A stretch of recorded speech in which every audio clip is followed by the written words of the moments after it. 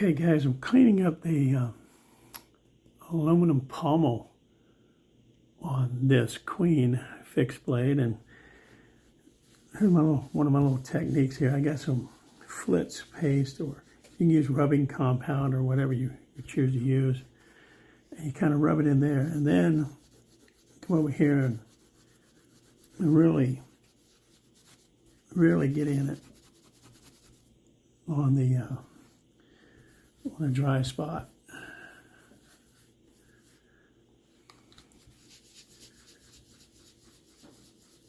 And really scrub that residue, oxidation. You see it's shining up quite nicely. I mean, you can see the underside of there. I have not done, and how dull it is, but again, I could put on a fiber wheel or Scotch-Brite or a sanding belt, but that tends to put little micro serrations in the aluminum or the brass, whatever you're using or trying to clean. And there's another little trick I like to use is wrap the paper towel, or wood dowel, in this case it's a pencil, whatever, so you can get in those little tight spots with a lot of force and really aggressively scrub on it. It helps on these underside parts that you really can't get to very well.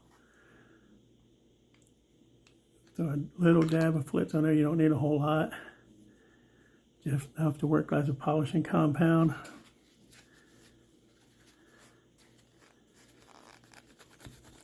And really get after it.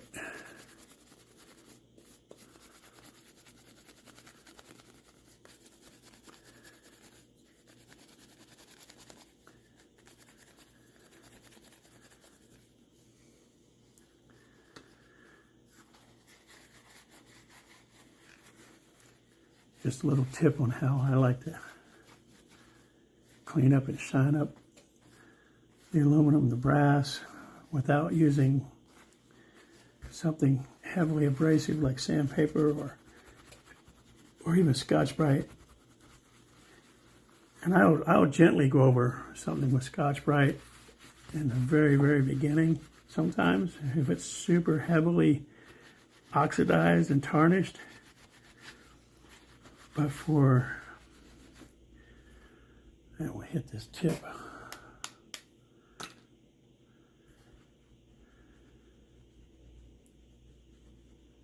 Never dull. It's great on brass and everything else, but it also plastic and aluminum, you name it. It's good polishing compound.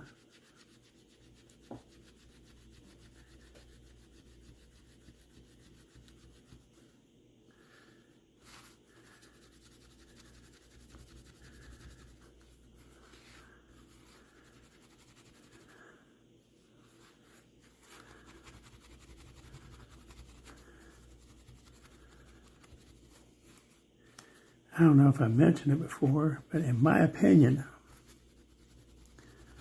the Flits or Never Dull, Brasso, whatever you're doing, that's step one. The rest of getting a good shine is just good old-fashioned, vigorous, continuous buffing.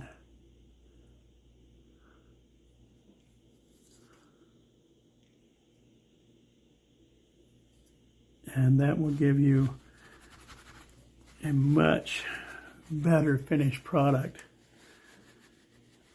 than just a grinding wheel or sanding wheel, or just apply and wipe. That continued, stay in frame here, that continued vigorous buffing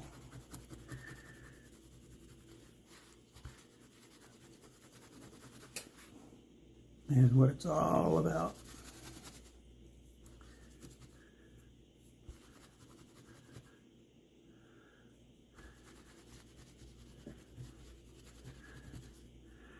Not too bad. Not too bad at all. Any natural patina is removed.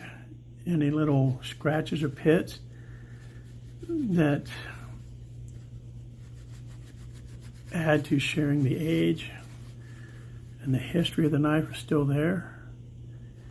There's some like little scratches, and see if I can focus here. There's some little scratches and little dings on there, but early on when I started doing this, I heard the knife doctor say, sometimes you gotta let an old knife be an old knife. Well, I think that's very important. Now, if I'm restoring this knife for the sake of restoring it, this is not the knife to do that with. Because to get this pitting from that rust, to get that out, you'd have to take away so much of the blade that it's, I mean, this is pretty heavily pitted around here, that it's not the same knife anymore. You're completely resurfacing the steel, and I'm not interested in doing that. I just want to get it, hello, I just want to get it cleaned up, usable, because even though it's somewhat of a, I wouldn't say antique, but vintage knife, I haven't come up with a date on it because there's no tag stamps on here. I believe